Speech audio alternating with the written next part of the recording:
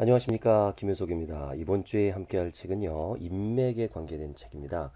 워낙 인맥이 중요하다는 건 잘 알겠지만, 어떻게 해야 되는지, 구체적으로, 얘기를 좀 나눠보는 것도 괜찮겠죠. 그래서 오늘 책은 돈을 부르는 인맥 마케팅이라는 책입니다. 이병익 님이 지었어요. 고객과 함께 올라가는 성공 인생 엘리베이터. 그렇죠. 물론 계단을 하나하나 짚고 올라가는 것도 중요하겠지만 때로는 좀 남보다 빨리 성공하고 싶으시잖아요. 그러려면 주변 사람을 잘 활용해야 된다. 이용보다는 활용해야 된다. 그런 생각이 들어요. 첫 장에 보면 첫 장을 잘 뽑았어요. 제목을 성공의 기초 첫 마음을 기억하라라고 되어 있네요. 맞죠? 인간이라는 사람은 이제 누구나 성공하고 싶잖아요. 인간관계가 인생의 성공을 이끄는 중요하다는 것은 다 알고 있어요. 그런데 인간관계에서 성공하느냐, 실패하느냐에 대해 이유는 그 바로 첫 마음을 잃기 때문 같아요. 저도 이걸 강의에서 갑을 마인드로 표현을 하는데요. 처음에 인간관계를 맺으면 내가 을이 되고 상대를 이제 갑으로 모시죠. 그러다가 친해지면 내가 갑이 되려고 그럽니다. 소홀히 대하죠. 그러다 보니까 또 사람이 떨어져 나가고 항상 초심을 잃으면 안 되는데 부부관계도 그렇고 모든 인간관계가 초심을 잃지 않는 데 있는 것 같아요. 조선시대 때 세조를 도와서 새 왕조를 창건하고 최고의 지략으로 한 시대를 풍미했던 한명회가 73세로 천수를 누리고 죽음을 기다리고 있을 때요. 성종이 신하를 보내서 마지막 가는 길에 한 말씀 남겨주십사 하고 부탁했습니다. 그러자 한명회가 이르기를 삼가고 조심하기를 처음과 같이 하옵소서라고 했다 그래요. 초심을 잃지 말라는 얘기죠. 우리가 무슨 일을 하든지 초심을 끝까지 가지고 간다는 거 중요합니다. 그래야 목표한 바를 이룰 수 있기 때문인데요.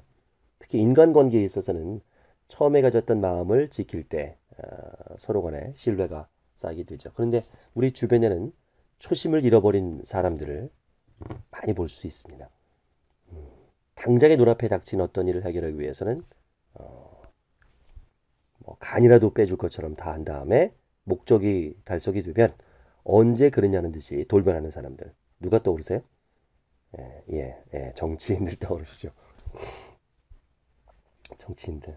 개인도 마찬가지입니다. 필요할 때는 그냥 가까이 가서 엄청 하다가 이제 멀리 하면은 배신자라는 낙인이 찍혀서 성공적인 인생을 살아갈 수 없죠. 자, 미국의 어떤 단편 소설에 나온 이야기가 이 책에 있네요. 좀 읽어드릴게요. 세 친구가 있었어요. 한 마을에 살았던 그들은 어린 시절을 친하게 지내면서 지금의 우정을 영원히 변치 말자고 맹세했습니다. 청년이 돼서 그들은 자기의 삶을 개척하기 위해서 고향을 떠났어요. 두 친구는 성공해서 고향에 돌아왔지만 한 친구는 20년 넘도록 연락조차 없었습니다. 그러다가 갑자기 연락이 끊겼던 친구가 남도한 옷차림으로 찾아온 거예요, 고향에. 그 친구는 외국에 나가서 크게 성공을 했지만 일부러 옛 친구들의 우정이 변하지 않은지 보기 위해서 거지 행세를 하고 나타난 거죠. 오랜만에 만난 옛날의 세 친구는요, 회포를 풀면서 잠시 즐거운 시간을 보냈습니다. 야, 도대체 너 어디서 뭐 했는데 아직도 연락도 없었어? 한 친구가 진심으로 시점에서 물었습니다. 이 외국에 나가서 사업을 계속 하다 보니까 그랬는데, 실패를 하니까 도저히 소식을 전할 수가 없었어. 이런 모습으로 찾아와서 정말 부끄럽게 짝이 없다. 자, 남노한 오차람의 친구는요, 고향의 두 친구에게 사업을 할 수 있도록 도와달라고 부탁했습니다. 그러자 한 친구가 기꺼이 승낙을 했고요. 그럼 우리 옛날에 맹세한 게 있잖아. 힘 닿는 데가 도울 테니까 무슨 일인지 시작해봐. 하지만 한 친구는 냉정하게 거절한 거예요. 친구 간의 우정도 서로에게 피해를 주지 않는 범위 안에서 존재해야 된다는 게 그 이유였습니다. 자, 남나노처럼의 친구는요, 다시 고향을 떠났어요. 그리고 몇 년의 세월이 흘렀습니다. 그 사이에 많은 변화가 있었죠. 고향의 친구들은 사업이 어려워지면서 궁지에 몰리게 됐고요. 한편 고향을 떠난 친구는 여전히 사업에 큰 성공을 거두어서 다시 고향으로 돌아왔습니다. 자, 몇 해 후에 다시 모여서 지나간 이야기를 나누었는데 외국에서 돌아온 친구가 고향의 두 친구에게 물었습니다. 그래, 여전히 사업은 잘 되는가? 말도 말게, 우리 모두 길거리나 앉게 된 형편이야. 외국에서 돌아온 친구는 지난번에 자기를 돕겠다는 친구에게 사업 자금을 대주겠다고 약속했습니다. 그러자 냉대하던 친구는 자기에게도 도움을 줄 수 없겠냐고 하소연했어요. 그러자 외국에서 온 친구는 이렇게 말했습니다. 지난번에 자기가 한 말, 난 잊지 않고 기억하고 있어. 서로에게 피해를 주지 않고 우정을 지켜나가자고. 이 말에 친구는 아무런 대꾸도 하지 못하고 고개만 숙입니다. 이제 단편소설에 나온 얘기인데요. 우리가 자기 인생을 성공으로 이끌려면 주위 사람들에게 진국이라는 말을 좀 들어야 될 것 같아요. 아, 저 친구 진국이야. 진국. 진짜 국물이라는 뜻이죠. 그러기 위해서는 처음 만났을 때 가졌던 첫 마음을 끝까지 지키고 가야 되겠습니다. 이기심이 너무 강하면 초라한 사람이 된다. 그렇죠. 직장에서 잘하려면 자기 공을 챙기지 말고 좀 공을 좀 떠넘겨주고요. 또 잘못한 일은 책임을 부하에게 떠넘기지 말고요. 이래야 된다고 우리는 이제 알고 있죠. 근데 그게 되나요? 아유, 공을 내가 세웠는데 쉽지 않죠. 그리고 아유, 왜 내 책임이야? 애들이 그런 걸 왜 내가 책임져? 이럴 수 있죠.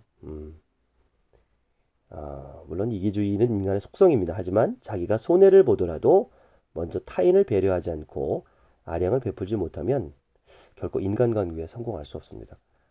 저는 그래요. 황지우 시인이 얘기한 이타심은 이기심이다. 그러니까 이타적인 사람은 저는 성품이 좋아서 그런 것도 있지만 굉장히 똑똑한 사람이라고 생각해요. 주면 받는다는 것을 그냥 몸으로 체득한 사람들이고 체화된 거죠. 잔머리를 쓰지 않아도 몸에 배어 있는 거. 사실 누군가를 도와주는 것도 자기가 좋아서 하는 거거든요. 그것도 이기심에 때문에. 근데 이기심 때문에 하는 겁니다. 근데 그걸 아주 긍정적인 이기심으로 바꾼 사례죠.